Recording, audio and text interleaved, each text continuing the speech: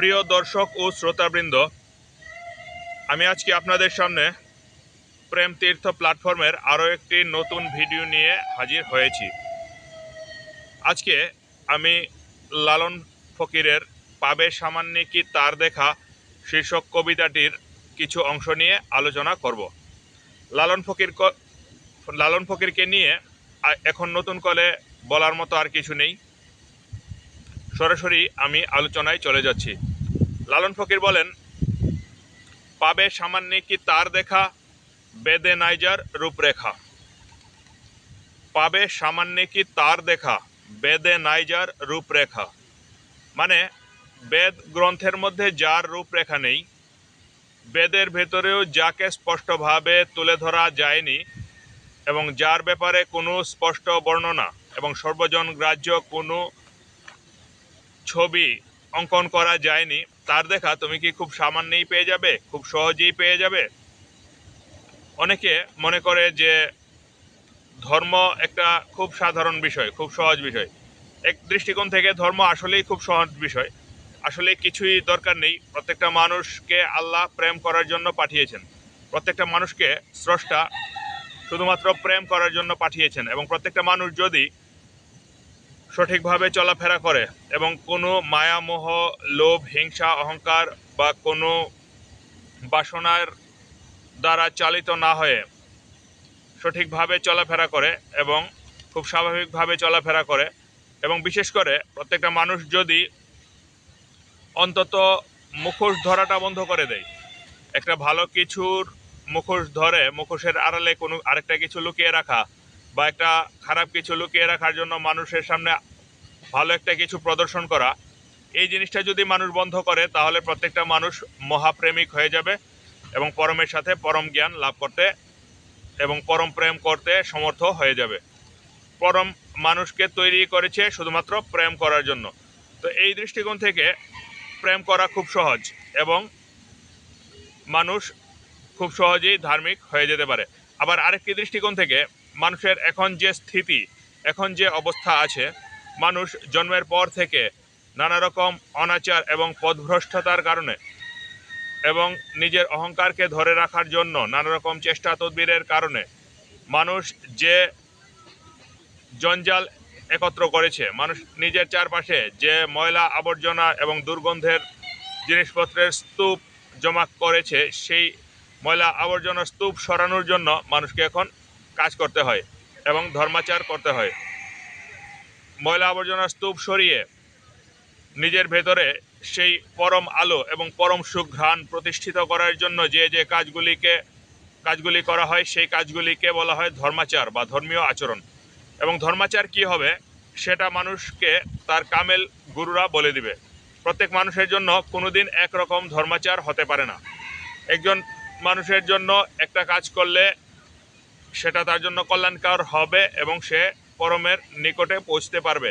আবার তার পাশেই থাকা আরেকজন লোকের কাছে সেই একই কাজ অকল্যাণকর এবং ক্ষতিকর হতে পারে। এখন কোন কাজটি কল্যাণকর হবে এবং কোন কাজটি ক্ষতিকর হবে সেটা শুধুমাত্র কামিল ফকিরেরা তোমাকে বলে দিতে পারবে।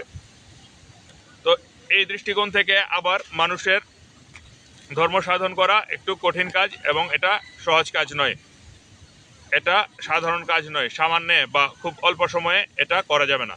লালন ফকির এই দ্বিতীয় দৃষ্টিকোণটির থেকে জিনিসটিকে আলোচনা করছেন।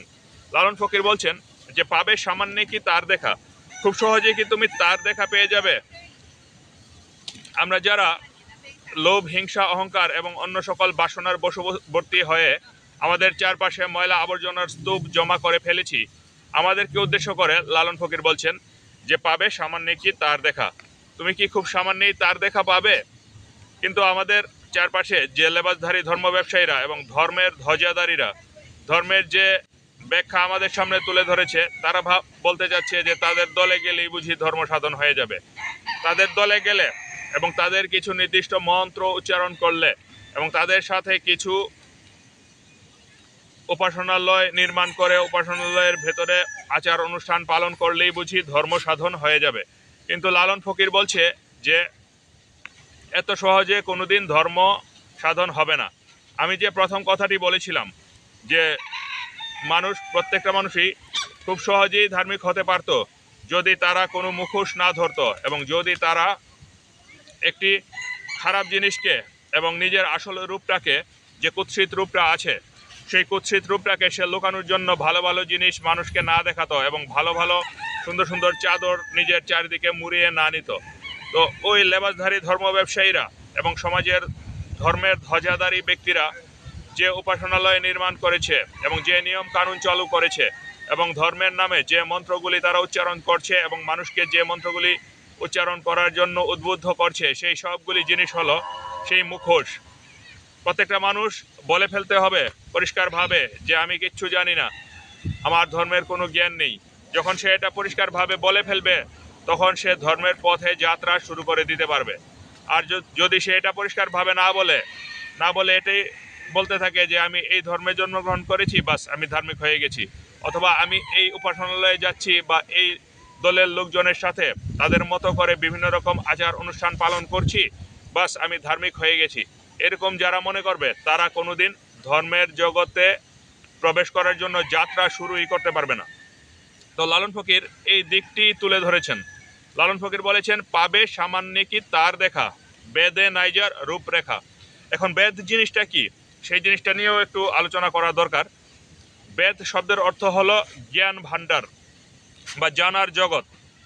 জ্ঞানের যে ভাণ্ডার আছে, জ্ঞান বলতে চিন্তা, বুদ্ধি, যুক্তি। জ্ঞানের তো তিনটা স্তর আছে, আমি এর আগে বলেছিলাম।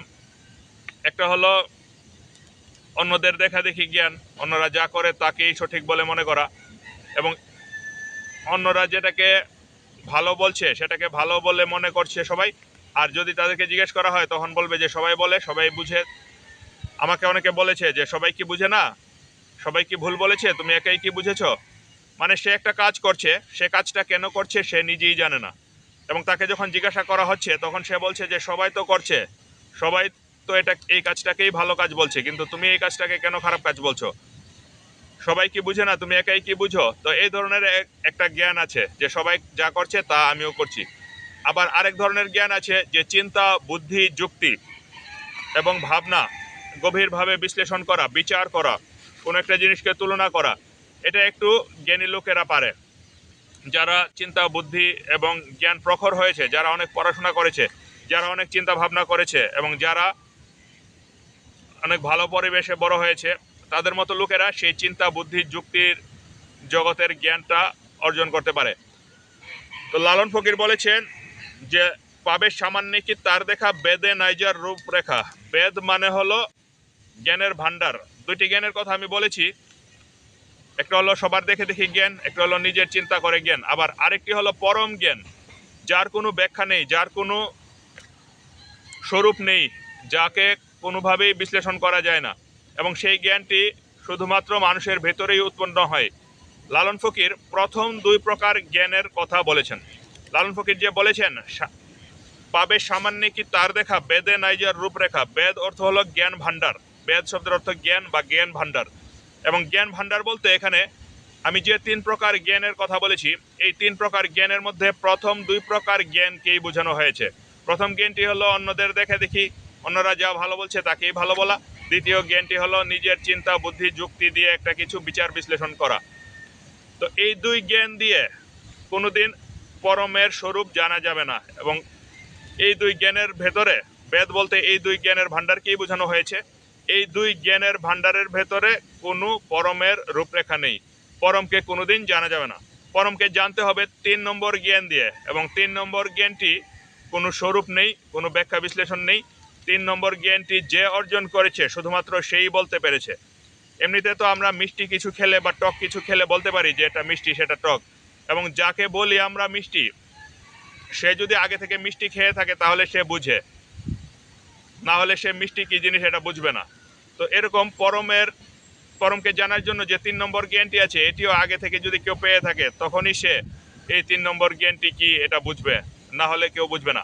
আর এর আগের দুইটি জ্ঞান দিয়ে কোনোদিন পরমের স্বরূপকে জানা যাবে না।